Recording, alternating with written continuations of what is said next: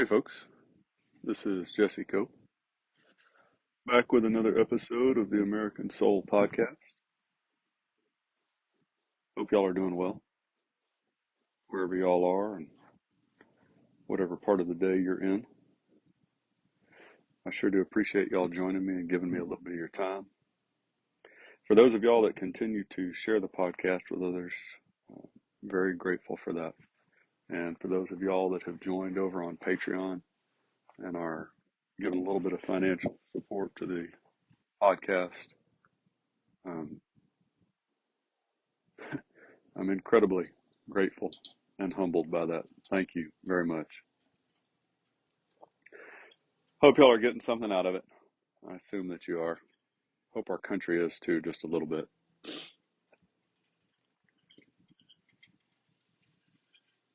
Low cloud cover. A little warm still as I sit outside. I think that's about it. We'll get going. Something from the podcast we did last Friday about FDR's first inaugural address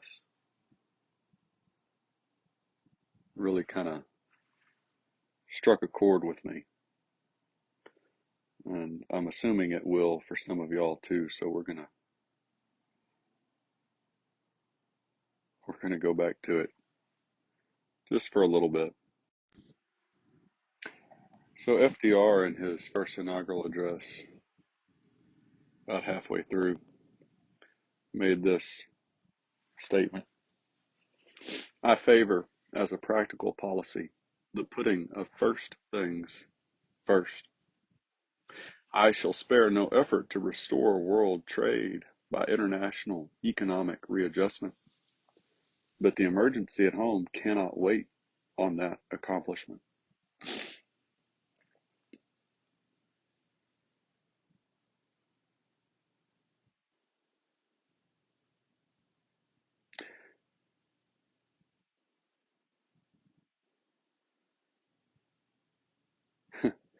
He said in another sentence here, a recognition of the old and permanently important manifestation of the American spirit of the pioneer independence.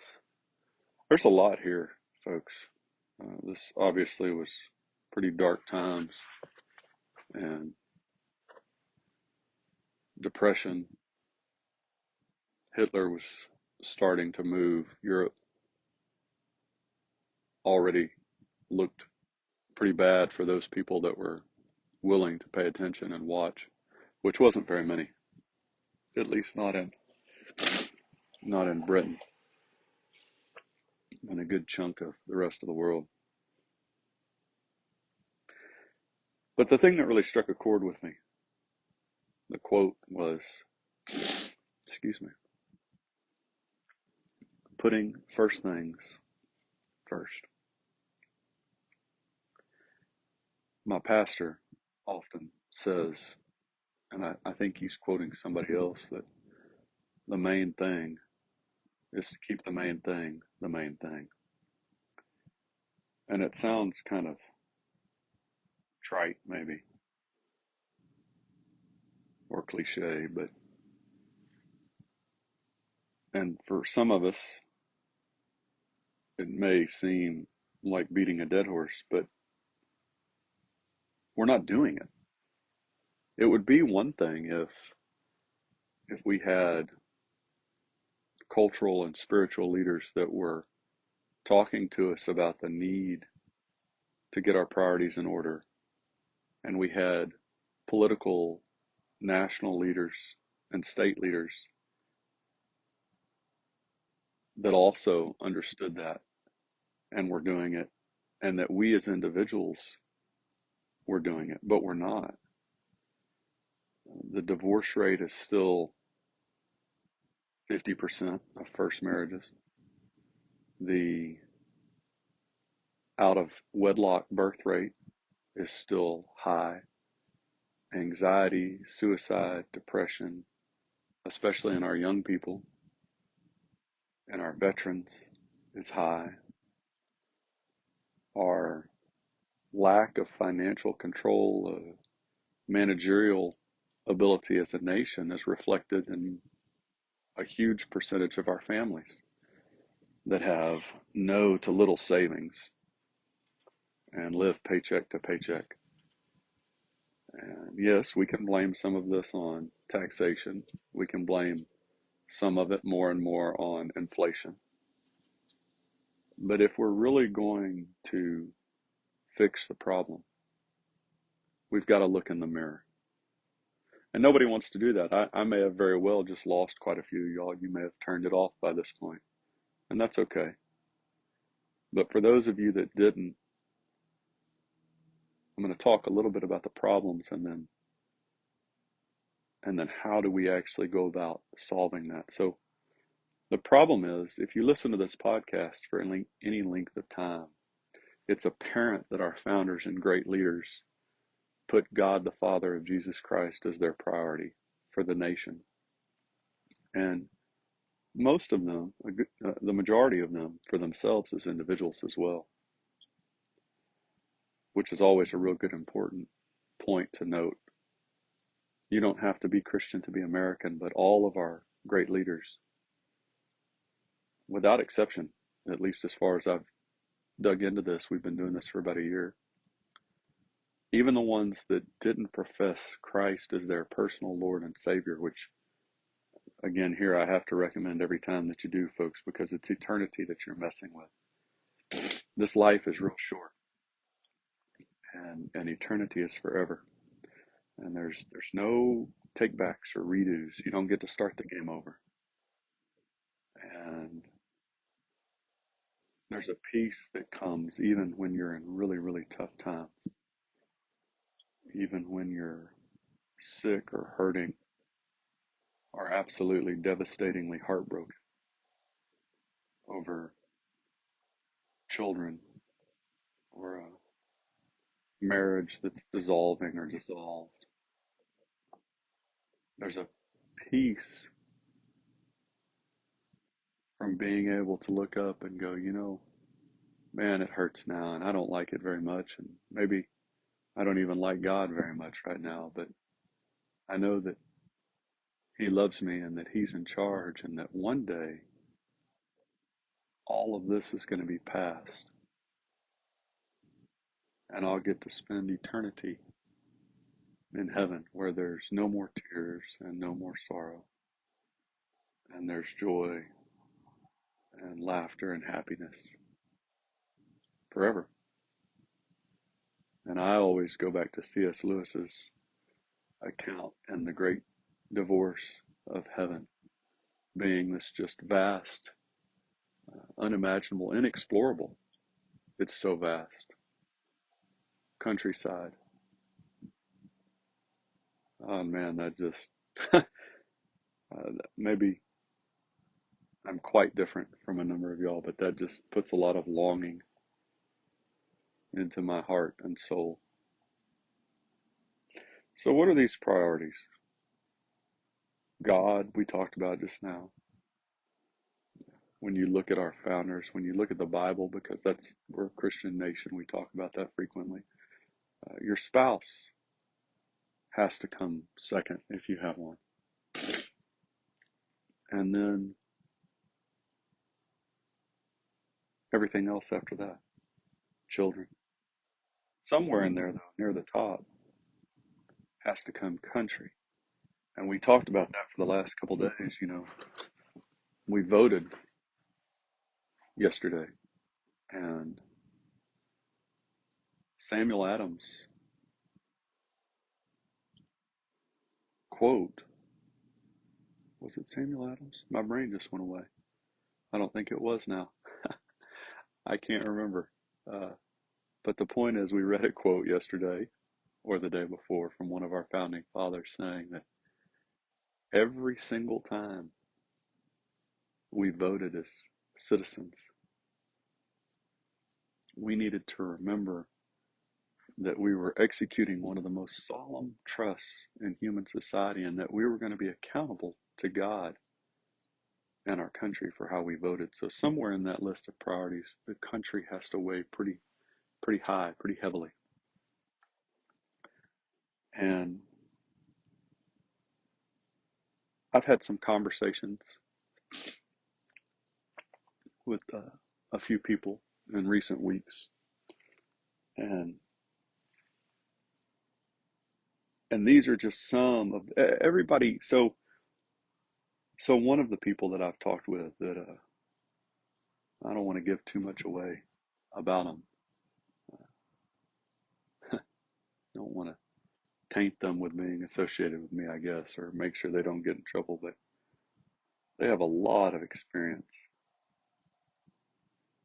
and they made the comment that almost, actually, they said all of their close acquaintances, without exception, could feel the tension and the stress that were coming in a professional setting and a personal. They knew that there's something wrong in our country, in our lives, and there's something coming. It's kind of like we're supposed to have a storm at some point today. Real dark clouds rolling in, and you see it on the horizon, and you know it's coming, but you don't know how bad it's going to be, and you don't know when it's going to break, and you don't know what things are going to look like when it's over.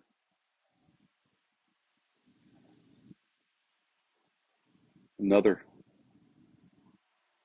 lady I was talking about said, you know, how do we change?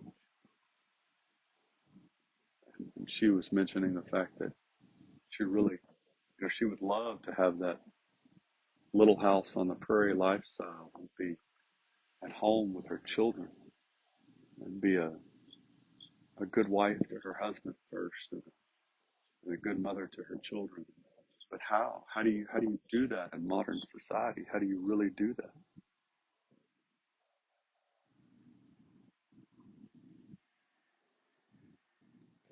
And so I say this often on the podcast. I've said it a number of times. So I'm gonna go ahead and throw this out there, and then we'll kind of go through how do we do that. But we have to force ourselves to really look at what's important. Or would we rather do we really want to get our priorities in the right order? Do we really want to make that change? Or would we rather be comfortable and just whine about the problems we see before us? So we say, most people, and I talk to more and more now, but as the podcast grows, most people that I talk to, they're going to give you your priorities in some kind of order, like we just talked about: God, spouse, country, family, kids. Those are all going to be near the top. But then when you look at how we spend our time each day, we give hours to what we want to do, to the entertainment, right? We'll spend, right, just on a regular day, most people will spend an hour, maybe two, on their phones or watching a new or old TV show on Netflix or Amazon or Hulu. You know, doesn't matter what it is. It could be an old show, it could be new. And we give a pretty good bit of time. Well, we don't as a society, but there's some people. You've got to figure out, folks, what your own little niche is. Some people give a lot of priority to working out. Not just 30 minutes to kind of stay in shape, but hour and a half, 2 hours, right? Running up and down the road with our kids, we'll drive over an hour and a half, 2 hours to go to a basketball game or football game or whatever, volleyball, baseball, softball, you take your pick.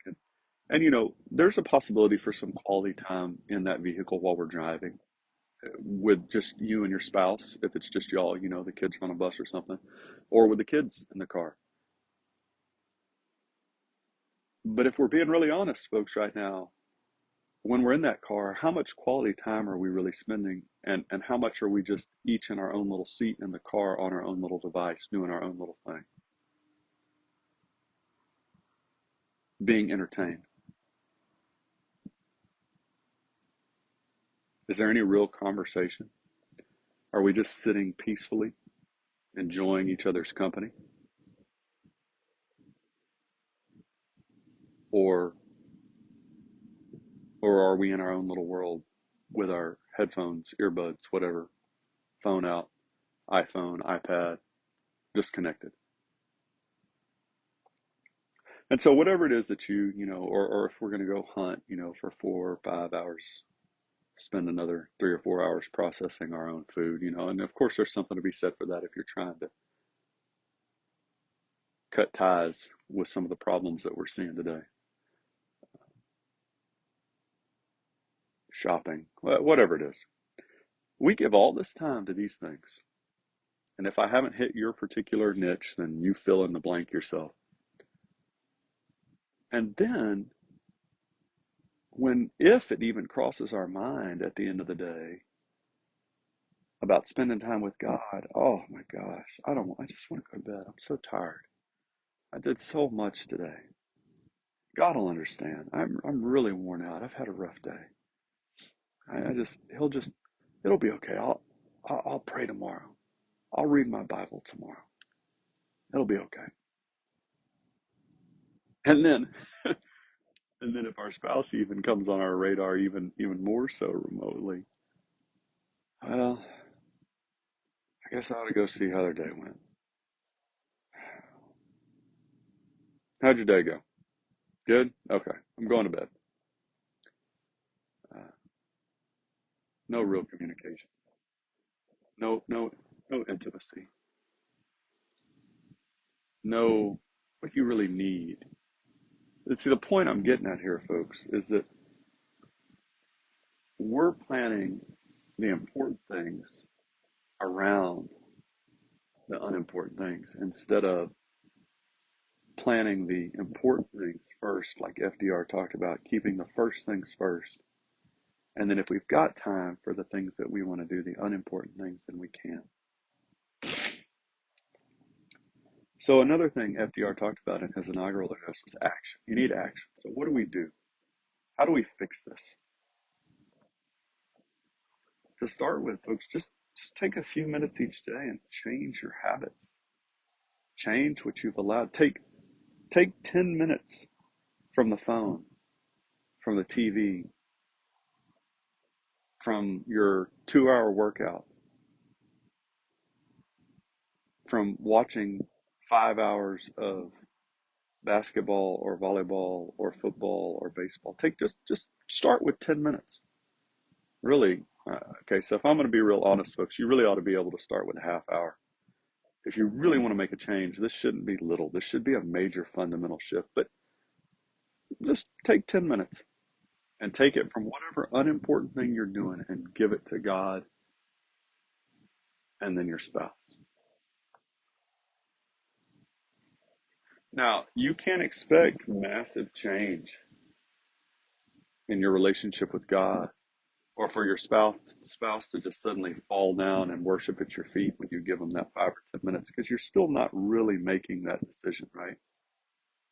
When you get to the point that day after day after day, with very few exceptions, God is your first priority, the first part of your day that you plan your day around, and your spouse is the second part of your day that you plan your day around, and you're actually focused on your kids each day, teaching them, growing with, shaping them to be men and ladies, then after a while, then you can start to look for some return. And you may not get any, folks. You will from God, 100% guarantee that. You may not from your spouse. You may not from your kids. You may not from your country. But here's the deal. At the end of the day, you'll know that you did what was right. And there is a reward for that. from God eternally.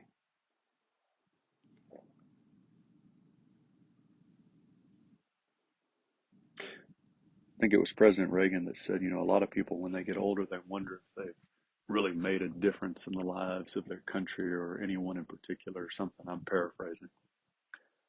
And he said, Marines don't have that problem. And obviously, being a Marine, that always kind of made me smile. But do you want to get to the end of your life, folks, and wonder what could have been if you had really given God his place as your priority and in our nation? And wonder what your marriage could have looked like if it's even still together at that point, if you had really worked to put your spouse your second priority. Or do you want to know?